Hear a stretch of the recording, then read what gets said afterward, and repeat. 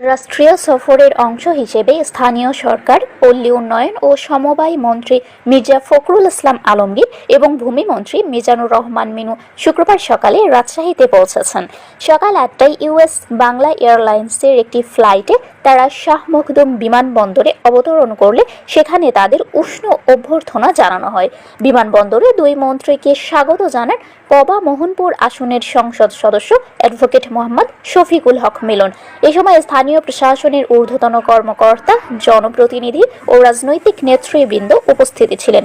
বিমানবন্দরে যাত্রা বিরতিকালে স্থানীয় সরকার মন্ত্রী মির্জা ফখরুল ইসলাম আলমগীর এমপি শফিকুল হক মিলনের কাছ থেকে শাহ মখদুম বিমানবন্দরের বর্তমান অবস্থা, সম্ভাব্য উন্নয়ন পরিকল্পনা এবং পবা মোহনপুর নির্বাচনী এলাকার সার্বিক উন্নয়ন কর্মকাণ্ডের খোঁজ খবর নেন।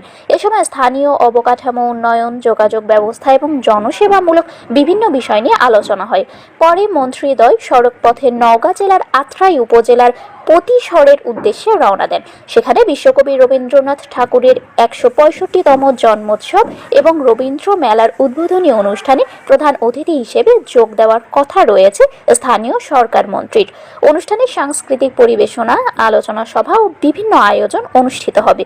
সফরকালে স্থানীয় সরকার মন্ত্রী নওগাঁ জেলায় স্থানীয় সরকার প্রকৌশল অধিদপ্তর ও জনস্বাস্থ্য প্রকৌশল অধিদপ্তর বাস্তবায়নাধীন বিভিন্ন উন্নয়ন প্রকল্পের কাজের অগ্রগতি পরিদর্শন ও পর্যালোচনা করবেন বলে জানা গেছে। এ সময় বিমানবন্দরে আরও উপস্থিত ছিলেন নাটোর ২ আসনের সংসদ সদস্য রুহুল কুদ্দুস তালুকদার দুলু, রাজশাহী বিভাগীয় কমিশনার ডক্টর আনোয়ামা বজলুর রশিদ, জেলা প্রশাসক Kazi Shahidul Islam, police super Mohammad Naimul Hasan, Rajshahi city কর্পোরেশনের প্রশাসক মাহফুজুর রহমান রিটন, জেলা পরিষদের প্রশাসক বীর মুক্তিযোদ্ধা ইরশাদ আলী ঈশা, পবা উপজেলা নির্বাহী কর্মকর্তা ইবনুল আবেদিন সহ স্থানীয় প্রশাসনের কর্মকর্তারা।